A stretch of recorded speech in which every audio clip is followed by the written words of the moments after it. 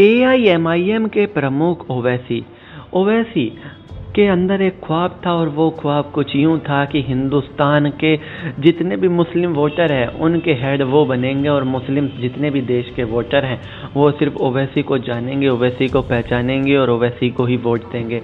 और इसके लिए उन्होंने पैन इंडिया लेवल पर इस तरह की स्पीचें बोलनी शुरू की, सोशल मीडिया पर पैसा खर्च करना शुरू किया, अपनी स्पीचों को प्रमोट करना शुरू किया और उनकी स्पीचों में सिर्फ और सिर्फ मुसलमान मुसलमान मुसलमान रहता था। और उनका ख्वाब था, जब से उन्होंने महाराष्ट्र के विधानसभा में एक सीट जीती थी, बिहार में 4 सीटें जीती थी और उनको लगने लगा था कि अब देश भर के मुसलमान उन्हीं को अपने नेता के रूप में देख रहे हैं और अब वो हर राज्य में जाएंगे और वहाँ की मुस्लिम वोटों के ठेकेदार बन जाएंगे। और उनका जो ये विजय रथ था, जिसमें वो उम्मीद कर रहे थे कि हर राज्य में उनके 2-4 विधायक तो होंगे ही, ये आसाम में घुसने का सोच भी नहीं पाया।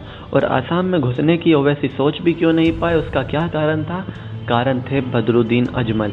बदरुद्दीन अजमल अपनी पार्टी एआईयूडीएफ को लेकर पहले से ही वहाँ बैठे थे और जब आसाम के मुस्लिम एक तरफ होकर एआईयूडीएफ को पहले से ही वोट देते हैं, या यूँ कह लीजिए काफ़ी बड़ी मात्रा में एआईयूडीएफ को वोट मिलती है आसाम में मुस्लिमों की, तो ऐसे में अगर ओवैसी आ भी जाते तो उनको वोट नहीं मिलने वाली थी, क्योंकि उनका सामना सीधे तौर पे होता बदरुद्दीन अजमल से। और बदरुद्दीन अजमल ने असम में कोई स्कोप नहीं छोड़ा हुआ है कि कोई और मुस्लिम नेता आकर मुस्लिमों की राजनीति कर सके। वहाँ पर मुस्लिमों की राजनीति बदरुद्दीन अजमल ही करते हैं और वही करेंगे। ये बात लगभग साफ हो गई थी ओवैसी के लिए भी, और इसीलिए जो उनका ख्वाब था, उनका ख्वाब टूट गया और वो असम में एंट्री नहीं कर पाए।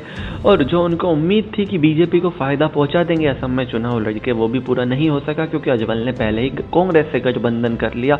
और कांग्रेस से गठबंधन होने का मतलब था कि मुस्लिम वोटों का फिर बंटवारा नहीं होने जा रहा था। और कुछ इस तरह से जो ओवैसी का ख्वाब था असम में एंट्री का, वो चकनाचूर कर दिया बदरुद्दीन अजमल ने। बदरुद्दीन अजमल के बारे में कहा जाता है कि वो इस तरह के नेता हैं जो एक्सपेंशन में यकीन रखते हैं, और बेशक उनकी पार्टी करती तो मुस्लिमों की राजनीति है, मुस्लिम उनको वोट देते हैं, लेकिन सेक्युलरिज्म पर वो काफ़ी ज़्यादा बिलीव रखते हैं और यही कारण है कि वो टिकट भी हिंदुओं को काफ़ी ज़्यादा देते हैं। इसके अलावा 2006 में वो पहली बार विधायक बने थे, 3 बार से धुबरी के सांसद हैं और कई बार लोकसभा में बोलते दिखाई देते हैं।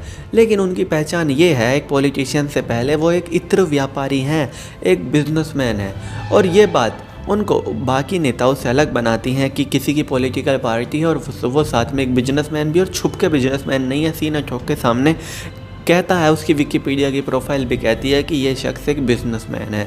तो ये बात अजमल को बाकी नेताओं से अलग भी बनाती है, और साथ ही साथ ओवैसी का जो ख्वाब था उस पर भी पानी फेरा बदरुद्दीन अजमल ने। बंगाल में ओवैसी के इस ख्वाब पर पानी फेरा इंडियन सेक्युलर फ्रंट के अब्बास सिद्दीकी ने। हालांकि अब्बास सिद्दीकी ने गठबंधन किया है वहाँ पर लेफ्ट से और कांग्रेस से, और इससे लेफ्ट और कांग्रेस को नुकसान ही होगा और कुछ होगा नहीं, क्योंकि अब्बास सिद्दीकी कहीं से भी एक सेक्युलर नेता नहीं है।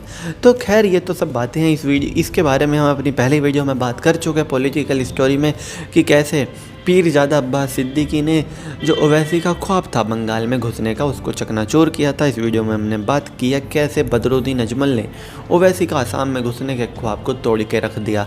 तो चलिए दोस्तों, मैं चीनू दहिया फ़िलहाल इस वीडियो के लिए इतना ही। आगे भी इसी तरह की पॉलिटिकल स्टोरीज़ के लिए बने रहिए चौधरी न्यूज़ के साथ। जय माता दी।